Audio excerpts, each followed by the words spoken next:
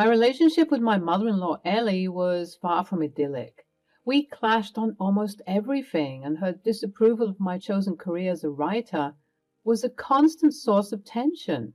She never missed an opportunity to criticize my job, belittling it as if it weren't a real profession. Ellie, with her traditional mindset and old-fashioned values, couldn't fathom why I didn't pursue a more practical path. In her eyes, success was measured by a stable corporate job with a fancy title and a six-figure salary. But for me, writing was my passion, my escape, and my way of expressing myself to the world. Despite Ellie's constant jabs and snide remarks, I found solace in the unwavering support of my loving husband, Kylan. He believed in my talent and encouraged me to pursue my dreams. Kylan understood the power of storytelling and recognizing that my words had the potential to touch people's hearts.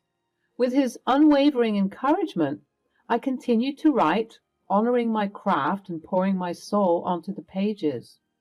But no matter how confident I felt in my abilities, Ellie's words had a way of seeping into my consciousness.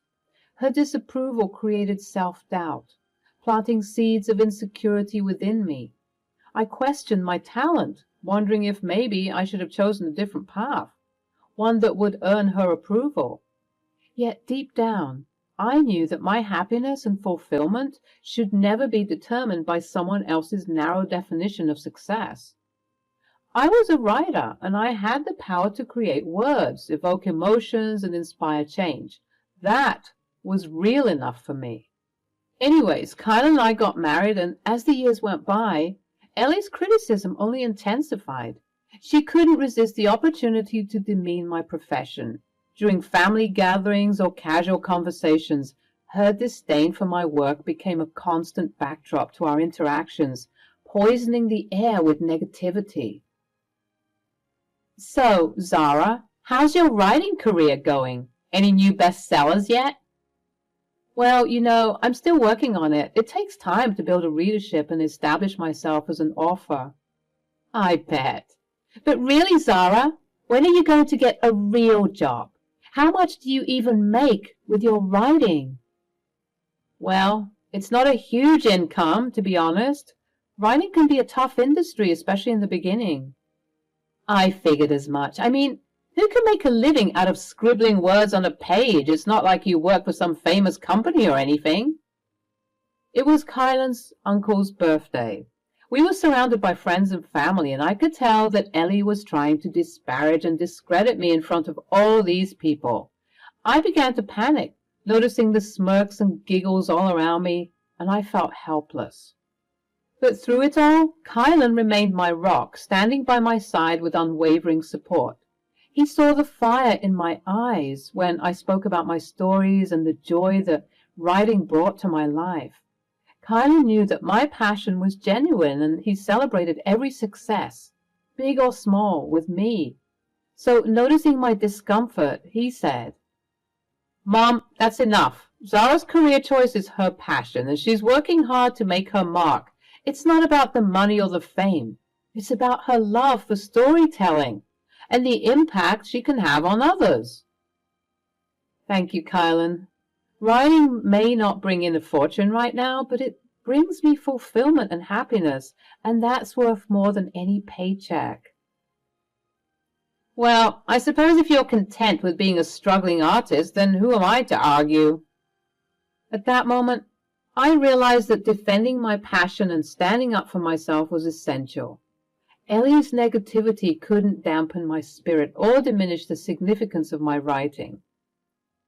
With Kylan's unwavering support and my own determination, I knew I could overcome any obstacles and prove that my chosen path was not only valid, but worthy of admiration.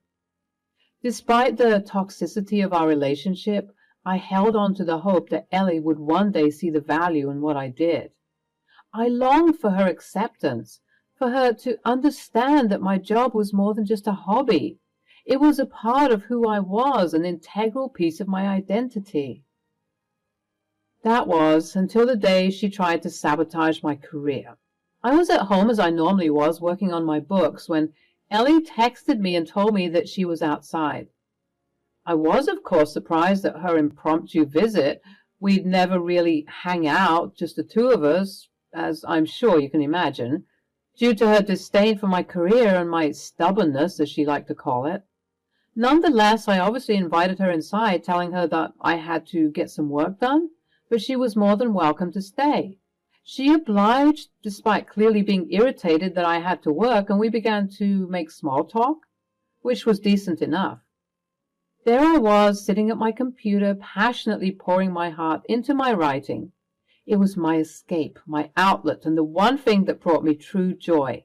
But little did I know my peaceful writing session was about to turn into a battlefield. Throughout our conversation, I excused myself for a quick bathroom break, not suspecting a thing. When I sauntered back into the room, I found myself frozen in my tracks. There she was, Ellie, my charming mother-in-law, lurking over my computer with a mischievous glint in her eyes. It was like stumbling upon an uninvited guest who had taken the liberty to make themselves a little too comfortable. She was hovering over my computer like a vulture eyeing its prey. My heart sank, and anger surged through my veins like wildfire. She saw me coming in, but wasn't deterred to stop what she was doing, and as I got closer, my confusion turned to anger as I realized that she was trying to delete my work. "What the actual hell, Ellie? What do you think you're doing?" "Oh, just trying to make a point, Zara. Your writing isn't a real job, you know. I thought I'd give you a reality check." "A reality check? Are you kidding me? This is my passion, my dream. You have no right to invade my personal space and sabotage something that means everything to me." "Passion and dreams won't pay the bills, sweetheart. It's time you faced reality and found a real job." "Reality? This is my reality. Writing is what makes me come alive, what brings me fulfillment. Just because it doesn't fit into your narrow definition of success doesn't mean it's any less valid." "Well, good luck with that, dear. Let's see where your little writing escapade gets you." My anger was boiling over. I couldn't hold back any longer. How dare she belittle my dreams, dismiss my hard work, and try to crush my spirit? Even though he wasn't here, Kylan lent me some of his assertiveness. Ellie had declared war on my passion, and I wasn't about to back down. "You know what, Ellie? You may not understand or support my choices, but that doesn't give you the right to undermine my work. I won't let your negativity poison my passion any longer. Get out of my house now." "Your house? Don't make me laugh. This is my son's house. And it's also my house. Don't believe me? You can check the name on the deed." "Fine. Have it your way. But don't say I didn't warn you when you end up with nothing." With that, she stormed out of the house, leaving behind a mix of anger, hurt, and relief. What exactly had gotten into that woman that day? Only God knows. I mean, was that her plan all along?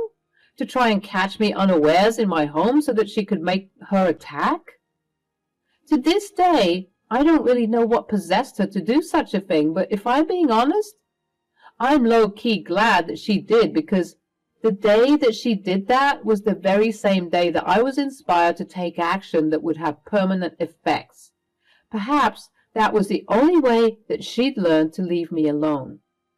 As Kylan walked through the front door many hours later, his exhaustion from a long day at work was evident on his face, but as soon as his eyes met mine, he knew something was amiss. I could see the concern etched in his features, and I knew it was time to fill him in on the tumultuous encounter I had with his mother. "What happened, Zara? You look upset." "So, your mom decided to visit today, and we were talking, but I told her that I had to get some work done because of a deadline. She agreed, and eventually I had to use the bathroom. And, well, when I came back, I found her standing over my computer trying to delete my work." "I can't believe she would do something like that. That's beyond disrespectful. I need to call her right now and give her a piece of my mind." "No, Kylan, Calling her in the heat of the moment won't solve anything. I have a different idea." "What do you mean? What's your plan?" "Instead of giving her the satisfaction of our reactions, let's show her that her actions won't break us." "What do you mean, babe?" "Let's focus on proving her wrong. I'm going to hit her where it hurts the most. She keeps talking about my writing career like she's obsessed. So let me write a book about her." Kylan was surprisingly okay with the idea. Despite Ellie being his mother, he was on board for teaching her a lesson. That's why he was my rock. He distributed justice to everyone who deserved it, regardless of his relation to them. And at that moment, as we held each other, I knew that together we would face the challenges ahead not only with resilience, but with a renewed determination to pursue my passion and prove Ellie wrong. The very next morning I sat at my desk, fueled by a newfound determination and a burning desire to tell my story. The idea had sparked in my mind like a flame that couldn't be extinguished. I was going to write a book about my mother-in-law, Ellie. As I poured my anger and frustrations onto the pages, a floodgate of emotions burst open. Every encounter, every snide remark, and every moment of belittlement became a vivid scene in my mind. I channeled my anger into words, crafting a fictional piece that drew heavy inspiration from my own experiences. This would be my catharsis, my way of reclaiming my power. I titled the piece, "The Evil Narcissist That Nobody Likes." It felt fitting, capturing the essence of the woman who had caused me so much pain. The story delved into the toxic dynamics of a mother-in-law and daughter-in-law relationship, exploring themes of manipulation, control, and the struggle for self-identity. It was a story that needed to be told, not just for me, but for others who had suffered under similar circumstances. The days turned into endless nights of writing. Ideas flowed through me like a torrential downpour, filling the pages with raw emotions and gripping narratives. Each sentence, each chapter was a small victory against the power Ellie held over my life. It was my way of reclaiming my voice, of exposing the toxicity that had festered in the shadows for far too long. After months of working and with trembling hands, I finally held the first rough draft of my book. The weight of its significance settled upon me, a mix of pride and vulnerability. This was my story, and I was ready to share it with the world. With newfound courage, I began pitching my book to various publishers, determined to find the right platform to amplify my voice. Rejections and setbacks came, as they often do in the competitive world of publishing, but I refused to let them deter me. I knew that this story needed to be heard and that countless others had faced similar battles with their toxic in-laws. The spark of resilience within me burned brighter with each rejection, pushing me forward. And then, one day, a glimmer of hope emerged. A small publishing house expressed interest in my manuscript. They saw the raw power of the narrative, the authenticity that emanated from every page. Negotiations ensued, and a deal was struck. My book would see the light of day. The journey wasn't over yet. There were revisions to be made and edits to be perfected, but with every revision I felt a sense of liberation, as if each word erased a piece of the pain I had carried for so long. The process was grueling, but the result would be worth it. As I neared the final stages of publication, a sense of empowerment washed over me. I had transformed my pain into art, and my frustrations into a story that would resonate with others. No longer would I be silenced by Ellie's toxic influence. I would reclaim my narrative, pun intended, and in doing so, inspire others to find their voices. I smiled as I held the printed copy of my book in my hands. It was a tangible representation of my resilience, a symbol of the strength I had found within myself. "How are you feeling, champ?" "Honestly, I'm a bit nervous." "Everything that you worked for is for this moment. You did it, and I'm so proud of you." "It's quite odd that you'd think that, considering the way that I tore your mother a new one in my book." "The book is hilarious and it's great, and honestly, she deserves to be knocked down a couple of pegs. And besides, it's not like you used real names, So technically speaking, she shouldn't assume it's about her. If the shoe fits, right? I took a deep breath, ready to share my story with the world. Ellie's reign of toxicity may have shaped my past, but it would no longer define my future. With each word, each page, I would rise above her influence, carving my path and finding solace in the power of my voice. As my book hit the shelves, it ignited a firestorm of attention. The response was overwhelming, surpassing even my wildest dreams. The evil narcissist that nobody likes became a huge success and a bestseller, capturing the hearts and minds of readers across the country. Within the first week alone, thousands of copies flew off the shelves, and the numbers continued to climb as the months went by. With the growing success of my book came a flurry of media appearances. I found myself sitting across talk show hosts, engaging in thought-provoking discussions about the toxic dynamics of mother-in-law relationships. Podcasts invited me to share my journey, my words resonating with listeners who had endured their battles with difficult family members. The world was finally listening, and I felt empowered by the platform I had been given. Yet, amidst the whirlwind of publicity, I couldn't help but notice Ellie's absence. She had become noticeably inactive on social media, and her presence within the family group chat had dwindled. I wondered if she had read my book and if the words I had written had penetrated the wall she had built around herself. Kylan, ever supportive and loyal, informed me that his mother had indeed read the book. However, she remained radio silent, offering no response or acknowledgement of the pain I had laid bare on those pages. It left me questioning whether my words had reached her, whether my vulnerability had touched a chord within her hardened heart. Months passed, and the success of my book continued to soar. The media frenzy intensified, propelling me into the spotlight as the voice for those who had suffered in silence. It was during this time that Ellie finally decided to reach out and call. "Zara, I can't believe you would write such lies about me in your book. How could you make me out to be some sort of monster?" "Ellie, I never mentioned any real names in my book. It's a work of fiction that draws inspiration from various experiences. There are no direct references to you or anyone else. It's a reflection of the broader dynamics that exist in many mother-in-law relationships." "Well, it sure feels like you are targeting me specifically. I can't believe you would stoop so low." "Maybe the reason why you feel targeted is because you know you're guilty." What? How dare you accuse me of—" "Save it, Ellie. You're a snake and you know it. You're just mad because my book helped you realize that. Our relationship has been strained for a long time, and this was my way of processing and expressing my emotions. It was never meant to attack or defame you personally, but you know how the saying goes, if the shoe fits, then wear it." "You've always been dramatic and exaggerated things. I just thought you would have shown some respect for your family and kept our private matters private." "Respect goes both ways, Ellie. It's been incredibly hurtful that you haven't even congratulated me on the success I've achieved with the book. But I can't say I'm surprised, since it's triggering you so much." "I'm not triggered.